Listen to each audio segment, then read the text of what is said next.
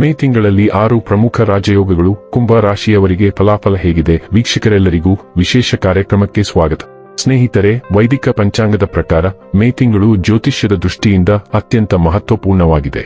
ಈ ಅವಧಿಯಲ್ಲಿ ಲಕ್ಷ್ಮೀನಾರಾಯಣ, ಬದ್ಧ ಸೇರಿದಂತೆ ಒಟ್ಟು 6 ಪ್ರಮುಖ ರಾಜಯೋಗಗಳು ರೂಪುಗೊಳ್ಳುತ್ತಿವೆ. ಈ ಅಪರೂಪದ ಗ್ರಹ ಸಂಯೋಗಗಳು ಕೆಲವು ರಾಶಿಯವರ ಜೀವನದಲ್ಲಿ, ವಿಶೇಷವಾಗಿ ವೃತ್ತಿ, ವ್ಯವಹಾರ ಮತ್ತು ಆರ್ಥಿಕ ಕ್ಷೇತ್ರಗಳಲ್ಲಿ ಗಮನಾರ್ಹ ಪ್ರಗತಿಯನ್ನು ತರಬಹುದು.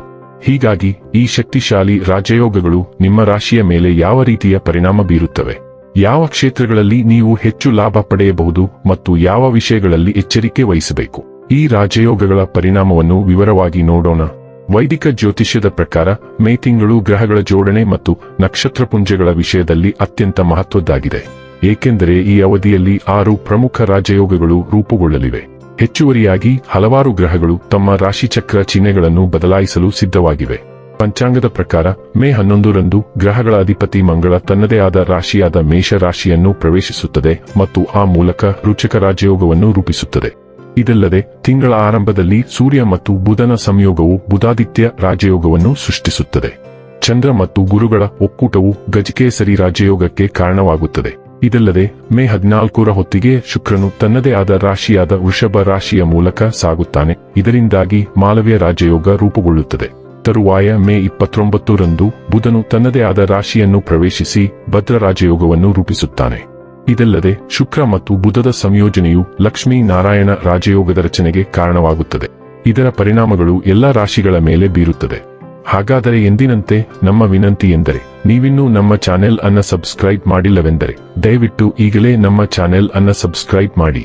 ಹಾಗೆ ನಿರಂತರ ವಿಡಿಯೋ ಅಪ್ಡೇಟ್ಸ್ಗಳಿಗಾಗಿ ತಪ್ಪದೇ ಪಕ್ಕದ ಬೆಲ್ ಐಕಾನ್ ಬಟನ್ ಕೂಡ ಕ್ಲಿಕ್ ಮಾಡಿ.